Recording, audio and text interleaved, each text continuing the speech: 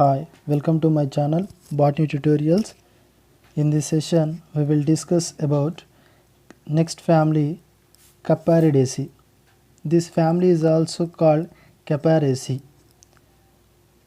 Capparis is the genus type study of this family. Capparis is the genus type study of this family. That's why it is named as Capparidaceae. The classification of Capparidaceae is: first class Dicotyledons, subclass Polypetalae, series Thalamiflorae, order Parieteales, and family is Capparidaceae or Capparidaceae. Okay. Coming to habit and habitat. Before watching this video, please subscribe my channel and click on bell icon. Okay. Next, important plants of this family. They are Capparis spinosa. This is also called caper plant. Next one is Cleome viscosa. It is called Kukkavaminta in Telugu. Next one is Cleome gynandra. It is called Vaminta in Telugu. Creteva religiosa. It is called Urimidi. Next one is Capparis ephylla. Capparis ephylla. Here spelling mistake is there. Capparis ephylla. It is a xerophytic plant. Next, Merua arenaria. Next one is Cleome simplicifolia. These are some important plants belongs to Capparidaceae family. Next, coming to habitat. Most of the plants are mesophytes. They are growing in mesic environments. Here sufficient water is available and rain is available, and temperature is also sufficient to such plants. Such environment is called mesic environment. In that environment, these family members are growing. Next, coming to habit. In this family, herbs are present, shrubs and trees are also found. Example for herb is Cleome. Cleome viscosa is a herbaceous plant. Example for shrubs are Capparis. Capparis is a shrub. Next, trees. Creteva religiosa is a tree. Next, Capparis ephylla is a xerophytic plant. Capparis ephylla is a xerophytic plant. Generally, leaves are absent in this plant. Adult plants do not possess leaves. They are fall off from the plant. Next, root system. This is Capparis ephylla. In this diagram, in this image, Capparis ephylla is present. This is Cleome gynandra.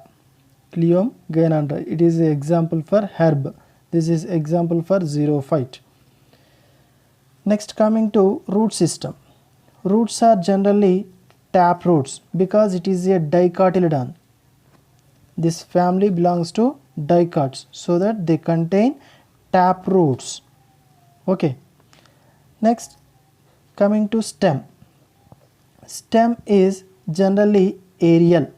Stem is aerial, that is exposed to external atmosphere. Next, stem is erect. That means that grows straight. Or prostrate. Prostrate means that grows horizontally on the substrate. Horizontally on the surface of the substrate. Such plants are called prostrate plants. Example, Cleome simplicifolia. Cleome simplicifolia. Stem may be herbaceous or woody. Herbaceous or woody.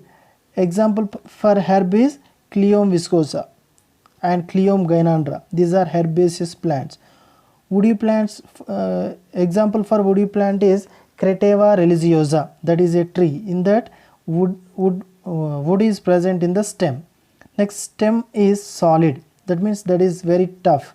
Next, branches are present on the stem. On the stem, branches are present. Next, spinous. Spines are present on the stem of Capparis harida.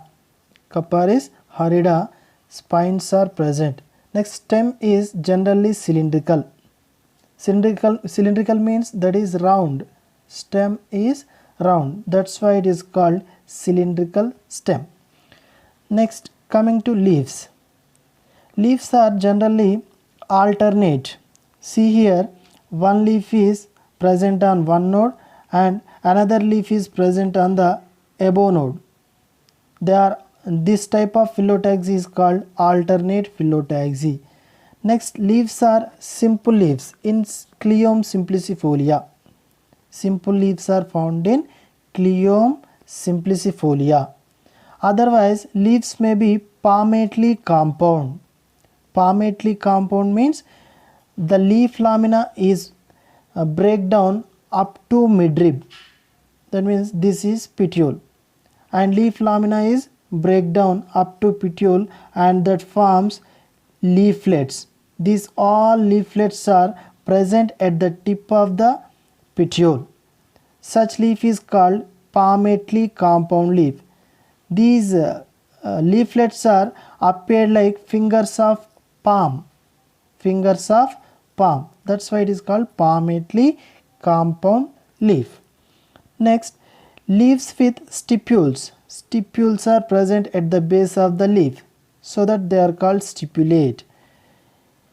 In some cases, like plants like Capparidaceae, the leaves are suppressed, and adult plants without leaves. At maturity, these leaves are fall off in Capparidaceae. And venation is reticulate venation. Reticulate venation. This is about leaves.